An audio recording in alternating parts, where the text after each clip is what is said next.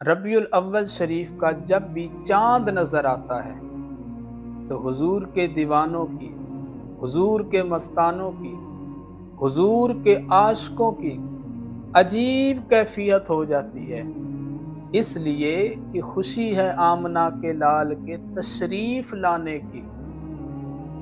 حضور کی آمد کی خوشی میں حضور کے دیوانوں کی عجیب کیفیت ہو جاتی ہے کہ ایسی قیمتی سی قیمتی چیز ہو، ہم حضور کے میلاد پر اسے نچھاور کر دیں، حضور کے میلاد پر اسے ہم قربان کر دیں۔ اسی لیے تو کسی پنجابی کے عاشق نے کہا تھا کہ حلیمہ گھر کدی ویکھے، کدی سرکار نو ویکھے، میں کیڑی سیج تیرے لئی سجاواں یا رسول اللہ، تیرا کھاواں میں تیرے گیت گاواں یا رسول اللہ، تیرا میلاد میں کیوں نہ مناواں یا رسول اللہ۔ تو ہم بھی اپنی ہمت، اپنی توفیق کے مطابق ہم بھی حضور کا میلاد ضرور منائیں، حضور کا میلاد ہم منائیں،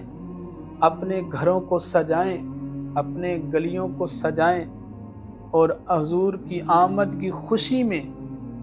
ہم قرآن کریم کی تلاوت کی کثرت کریں، درود پاک کی کثرت کریں، اور شریعت کے دائرے میں رہ کر ہم حضور کا میلاد دھوم دھام سے منائیں، تو انشاءاللہ ہمیں اس کی برکتیں نصیب ہوں گی، اس کا اجر و ثواب ہمیں